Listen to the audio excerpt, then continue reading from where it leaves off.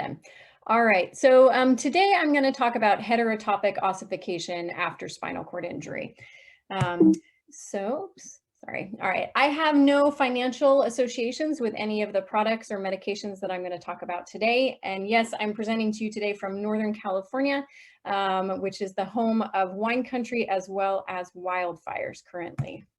So today, by the end of the talk, I hope that you'll have a better understanding of the definition and different categories of HO, as well as some of the proposed mechanisms or pathophysiology for HO after spinal cord injury, the epidemiology, as well as the clinical presentation and differential diagnosis for HO after spinal cord injury, what you should do for a clinical workup, and then what prevention and management strategies are available. So to begin, we define HO as abnormal bone growth in essentially soft tissues. So in spinal cord injury specifically, this is occurring around joints and between the muscular planes. There's two essential categories of HO, which is hereditary or genetic and acquired. We're not going to talk about genetic or hereditary HO today, but some of the mechanisms behind it have actually given us increasing understanding about how HO forms in an acquired sense. So among acquired HO, we have traumatic HO. This is essentially what happens when you have a muscular contusion, a blast injury, also frequently after hip replacements and other times of hip surgeries. Today, however, we're going to talk about neurogenic heterotopic ossification. This is what happens in the event of spinal cord injuries, obviously, but also in traumatic brain injury. And we believe that the mechanisms for HO formation after burns likely replicate the mechanisms that occur after a spinal cord injury or brain injury. So what is the mechanism for HO formation? In all honesty, it's incompletely understood. What we do know is that there's some sort of abnormal differentiation of stem cells within skeletal muscles to form bone instead of muscle. So what's the current theory for why this happens? So essentially you start with an inciting event. So you have a spinal cord injury. This leads to obviously the injury, which causes an immediate immobility, surgeries, etc., fusions. And then following that, we have a period of passive movement when people are starting to get that individual moving again. This then leads to damaged skeletal muscle in the context of hypoxia and local edema. All of this together then leads to inflammation, local and neuroinflammation with the infiltration of inflammatory cells like macrophages into the muscular tissue, which then are releasing growth factors, cytokines. And one of the important pathways here is the BMP or bone morphogenic protein signaling pathway, which then leads to this differentiation of the mesenchymal stem cells into osteoblasts. So together, this leads to the vascularization, migration, and proliferation of these cells into osteoblasts, which are then producing the tropocollagen, changing into collagen and forming new bone. And importantly, all of this has to happen in the right environment, an environment that's pro-bone formation. So this happens because of the nutritional changes after spinal cord injury, changes to local circulation, microvasculature, as well as changes in the stress hormones or glucocorticoids that are released in response to the stress of injury.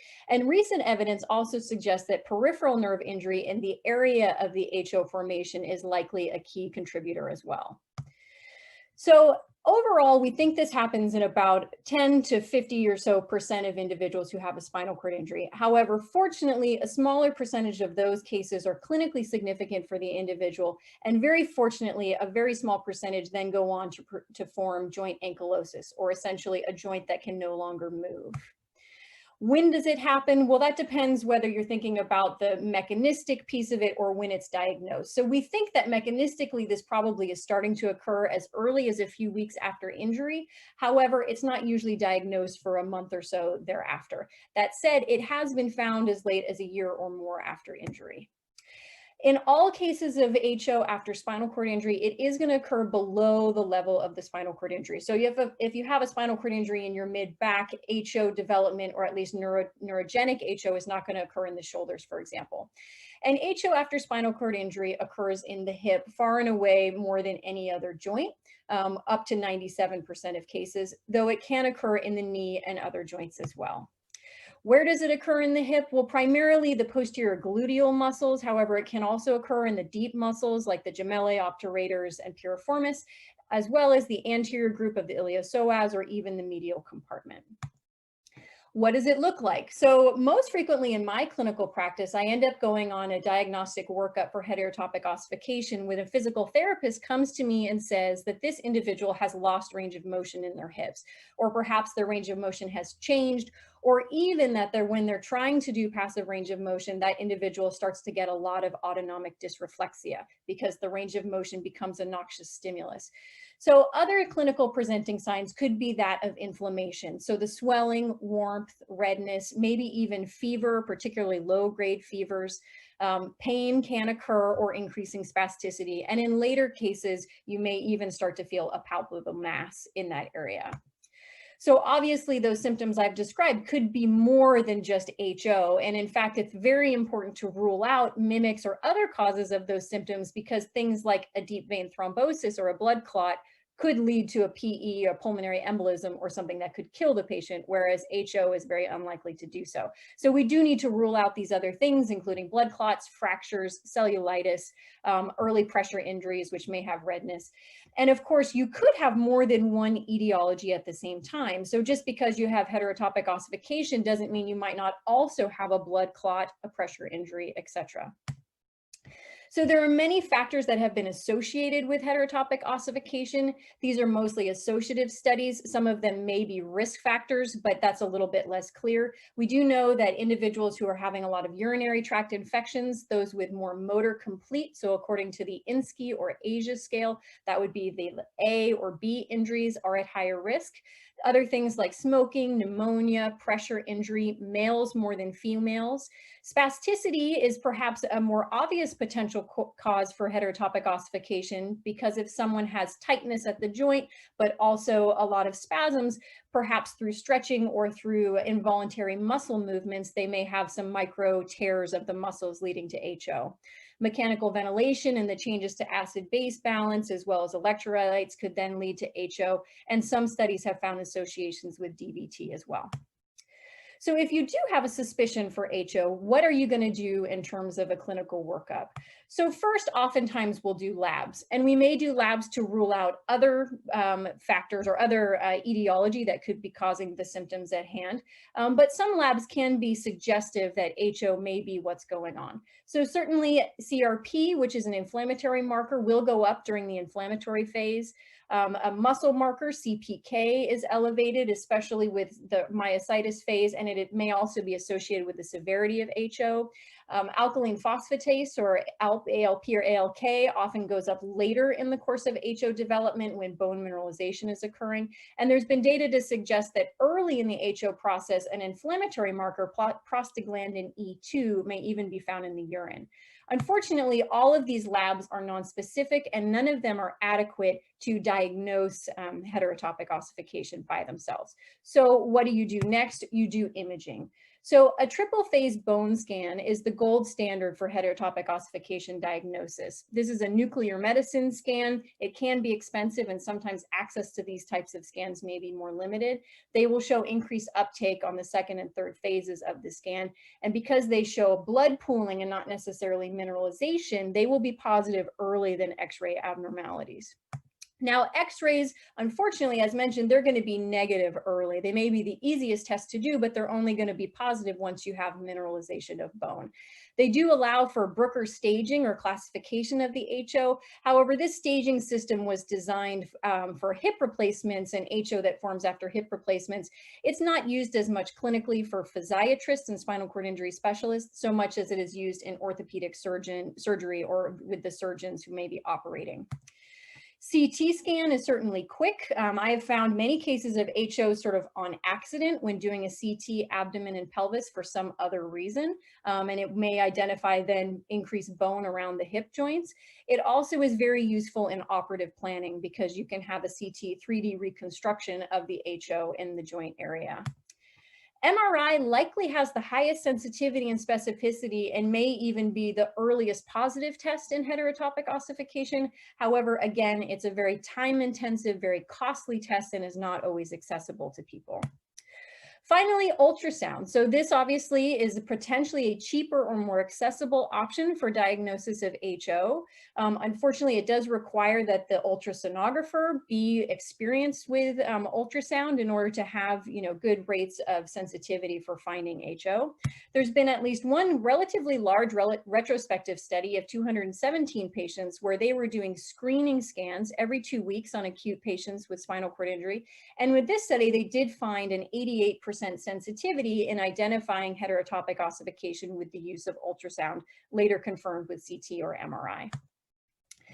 So now that we've talked about what HO looks like and how you might diagnose it, the real question here is how are we going to try to prevent it from happening in the first place, or once it does occur, how will we treat it?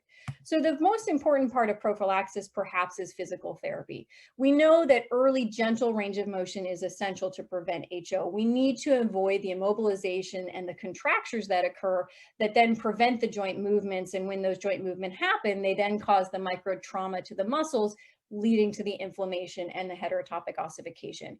It's important to maintain normal physiologic range, but there's no reason to go beyond normal physiologic range. And certainly you don't want to be pushing on a joint to the point where you're causing stress at the proximal insertion point of the muscle, where you might then be causing trauma. Because of this and because of other spinal precautions that many of our patients have, it's recommended, at least early on, that these range of motion maneuvers be done by skilled and trained physical and occupational therapists. Now, there are medication options for prevention of HO. So nonsteroidal anti-inflammatory drugs are known to inhibit bone formation. The theory for this is that they inhibit the COX enzymes, and in so doing, they reduce the production of prostaglandins, which we know are essential for promoting that bone morphogenic protein induced osteogenesis or bone formation, which is necessary for both bone growth and for bone healing. We also know that NSAIDs work for prophylaxis after hip replacements. So not all hip replacements require prophylaxis, but there are certain individuals that are at high risk of HO. And for those individuals, we know that indomethacin or Celebrex have been shown to be effective in reducing postoperative HO. So amazingly, there's actually level 1 evidence for the use of NSAIDs to prevent HO after spinal cord injury. There's actually not a lot of level 1 evidence for many of the things we do after spinal cord injury. So this is a case where it does exist. So Benevec did 2 different randomized controlled trials back in the early 2000s, first using indomethacin and then using Vioxx, which is no longer on the market, but was a COX-2 inhibitor. For the prevention of HO, and actually found almost a 3-time decrease in the incidence of HO in individuals who had these anti-inflammatory treatments. We actually looked at this data and felt like it was worth doing at our center, but I surveyed a lot of providers within the United States practicing spinal cord medicine and found that almost no one was using NSAIDs. We decided to do our own study looking back at our own center's use of NSAIDs for HO prophylaxis. We looked at 108 individuals with spinal cord injury, and the time change from before we were using prophylaxis to when we started using it. Of the 27 individuals who received HO prophylaxis with either Celebrex or indomethacin for at least 15 days, only 7.4% developed HO during the rehab stay and the time that we were able to follow them after, versus 35% of individuals who did not get prophylaxis. So at our center, we have continued to use these HO prophylaxis protocols using NSAIDs. Unfortunately, the problem ends up being that oftentimes the orthopedic or neurosurgeons don't want us to use NSAIDs in their patients. And their concern is that the NSAIDs, as mentioned, are going to affect bone healing. Often these patients have fractures because of their initial trauma, or in many or most cases, they've recently had a spinal fusion, and the surgeons may be concerned about the spinal fusion occurring appropriately in the context of an NSAID. Fortunately, there was a good review looking at this in 2017, looking at both preclinical and clinical studies and the use of NSAIDs postoperatively and around the time of fractures. And the overall message from this review was that most likely low-dose, short-duration NSAIDs are safe after bone fracture or fusion. And so in our center, we do continue to use them. However, we do always essentially get permission from the surgeons who have been working with the individual in case there are other things that we don't know about from the surgery or otherwise that may put the person at higher risk of non-union. There are some potential other prophylactic choices. There was an interesting observational study in 1992 looking at warfarin. In this study by Buschbacher, they found that of all the patients on warfarin after spinal cord injury, none of them developed any HO. There is some data behind this, or theory behind this, given that vitamin K, which is blocked by warfarin, is essential to mineralization of bone. However, this data has never been reproduced. And I will say that in our study, we had several patients on warfarin, and at least one of them did develop HO. PLIMF, which is pulse low intensity electromagnetic field therapy. Unfortunately, this is no longer available. This would be more of a therapeutic modality that increases blood flow and decreases inflammation, thereby decreasing HO in the joints. It was effective, but is unfortunately not available. Radiation therapy is used as secondary prophylaxis after surgery. That means that you've already had HO, you had surgery to remove it, and now we're trying to prevent the HO from coming back. There is good data there. There isn't good data for using radiation therapy as primary prophylaxis, and it's unlikely that this data will come anytime soon given the risks and costs of radiation therapy. And then a very recent study just came out looking at aspirin as HO prophylaxis potentially after hip surgeries, which had some promising findings, but this has yet to be looked at in spinal cord injury. When it comes to the bisphosphonates, these also are not currently being used as prophylaxis for HO after spinal cord injury. And I know we just heard about bisphosphonates as prophylaxis potentially for bone mineral loss. And so in both cases, they're not currently recommended. And in fact, after burns, it may increase the risk of HO. After hip replacements, there may be rebound HO that occurs after the bisphosphonate has been stopped. On the other hand, bisphosphonates are currently the first line of treatment when it comes to a diagnosis of known HO. So etidronate is the bisphosphonate that's been studied for this. It's known to halt the progression of HO when used early. So by the time you have bone formation on x-rays, etidronate is no longer going to be effective because it halts the progression prior to the mineralization stage. It essentially blocks mineralization. We do know in some case series that after bisphosphonates are stopped, there can then be some progression or recurrence of the HO at that point. However, in the United States, etidronate did get an FDA indication for treatment of HO after spinal cord injury. Unfortunately, however, etidronate is no longer available in the United States. And so now we're trying to use some of the newer bisphosphonates like alendronate, pamidronate, and zoledronic acid to treat known heterotopic ossification. There's been minimal work in this so far. Plumas in 2015 found unclear efficacy in preventing HO with alendronate. That said, we are trying to use it these days, and at our center, we are currently looking at all the patients for whom we've used either alendronate or zoledronic acid. We've had minimal side effects and good use of the medications. However, we don't yet have all the follow-up data to determine whether or not we are truly preventing HO from recurring or really affecting the clinical course of the disease. Bisphosphonates do have side effects. Commonly, they have GI effects like diarrhea. They also have teratogenic potential, which means they can cause birth defects. This is really important when we consider that a lot of our patients that are having spinal cord injuries may be young, and especially for young women who may still be of childbearing age or potential. We need to counsel them about this or consider whether this is an appropriate therapy for these individuals. We know that the medication stays in the body for a very long time where it goes into the bones, and therefore may affect future pregnancies. We also know that medications like etidronate are have potent disruption of mineralization and can therefore cause osteomalacia. This is the reason why etidronate is no longer in use for osteoporosis as a treatment course. So when we're unable to prevent HO from forming, and when the medications are not enough to block the progression of the disease and it gets to a point where it is functionally limiting, then we need to move on to surgical resection. So the important thing about surgery is that it is not the favorite surgery of just about any surgeon on the planet because it's very bloody. There are a lot of risks and complications with this surgery. So you really need to have very explicit functional goals for why you want to go in and try to remove some of this ectopic bone.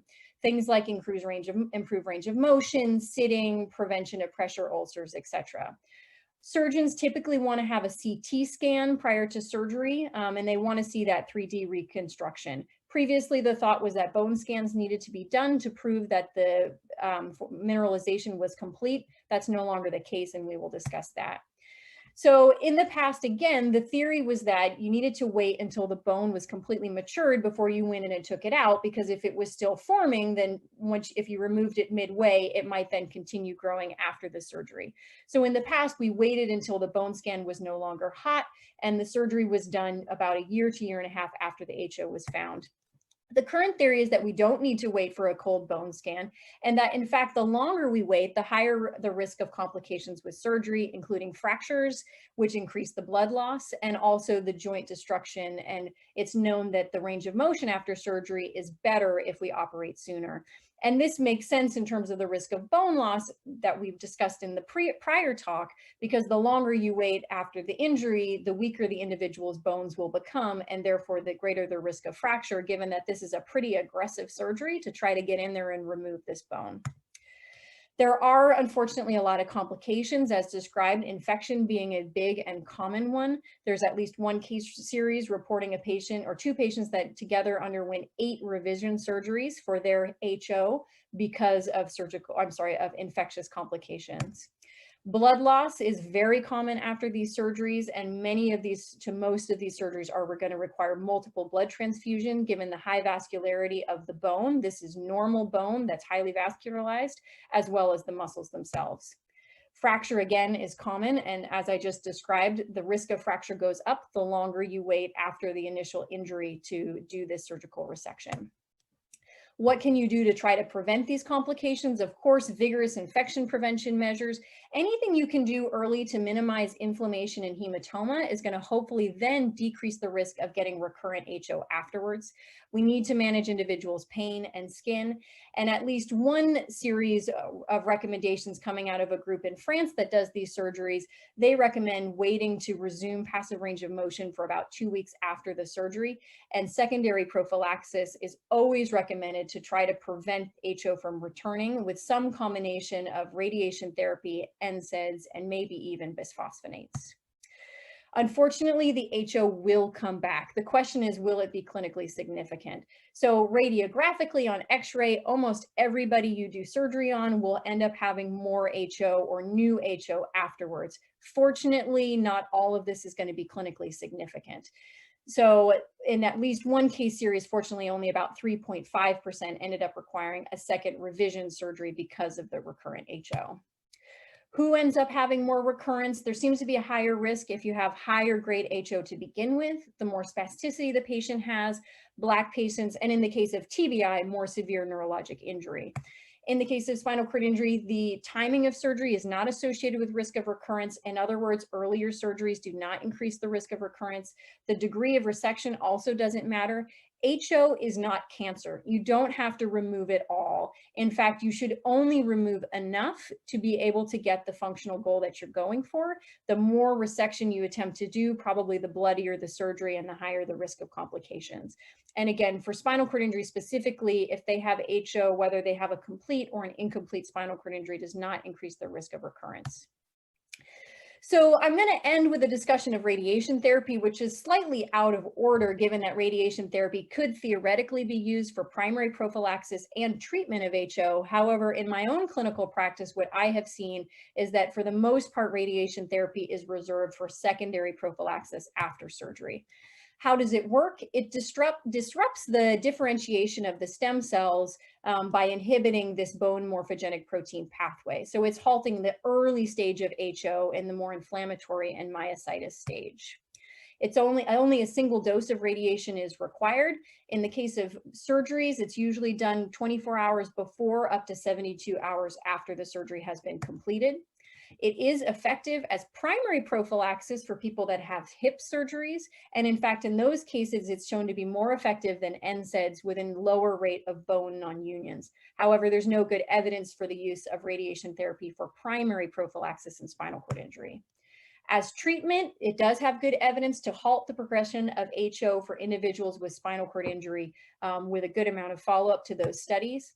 And as secondary prophylaxis, the studies are relatively small, but it is shown that this dose of radiation therapy can prevent the progression or recurrence of HO after surgery in most cases, but it does increase the risk of infection, which we know is already high in this type of surgery.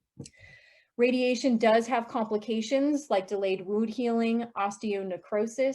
There's less than a 1% risk of radiation-induced sarcoma. This has all been in case reports, but it is certainly important to counsel your patients if you are going to do radiation therapy. And once again, there is the fertility concerns. And again, this is especially important because a lot of our patients are young men and women who have had traumatic accidents and spinal cord injury. They develop HO. If we are going to have to resect it and do radiation therapy, we do need to be aware that radiation at the hip will likely hit the ovaries and the testes. And so this needs to be part of our counseling with individuals at this age. So finally, whether or not the patient had prophylaxis, treatment, or even surgery, if they develop heterotopic ossification, we do need to accommodate for that on a therapeutic or in terms of our therapies and our occupational and physical therapies. So oftentimes it's going to require a change in their seating and possibly their seating system. May require changes to their positioning or even the way that they do transfers in order to accommodate for changes in their joint range of motion to prevent skin wounds, etc. Oftentimes, unfortunately, residual HO or the HO that develops, it can lead to pain and spasticity. We obviously have a variety of treatment options for pain and spasticity after spinal cord injury, but specifically extracorporeal shockwave therapy has been looked at to manage this type of pain from HO after spinal cord injury and brain injury, mostly in case reports at this point, but it does have some early evidence to improve pain, range of motion, and function, with a risk of hematoma that should be considered, especially in individuals who may be on blood thinners. So my overall take-home points is that when clinically significant, HO can cause significant functional limitations for people with spinal cord injury. The mechanisms are incompletely understood, but we know that inflammation is heavily involved, as well as hypoxia and likely peripheral nerve injury in that area. Labs are helpful in the diagnostic workup, but they alone are not diagnostic. So labs are required. The bone scan is the gold standard. However, ultrasound and MRI are promising, and we may be able to have adequate information there for a diagnosis. And CT scanning is used for surgical planning. It's always important to rule out mimics or concurrent disease. And in many cases, we're actually going to rule out these other diseases or situations first, because things like a DVT are more important in terms of addressing something that has a more immediate threat to the individual. When it comes to treatment, I would argue that we should do primary prophylaxis, certainly with physical therapy and range of motion, but not beyond the physiologic range. I argue for the use of NSAIDs with indomethacin, Celebrex, and potentially other NSAIDs as well. However, the data there has not been shown to date. When HO is diagnosed, you can treat it with radiation therapy or bisphosphonates. We need to keep in mind the age of the individual, their pregnancy potential. And if the HO starts to become functionally limiting, it's affecting vascular or neurologic structures, etc. In these cases, we do need to do surgery. After surgery, secondary prophylaxis for recurrent HO is mandatory with some combination of radiation, NSAIDs, or bisphosphonates, and this is often going to be a discussion with the surgeon who's doing the procedure. And in all cases, we must accommodate for the range of motion and manage the symptoms of HO. So thank you everyone for your attention, and I'll be happy to answer questions.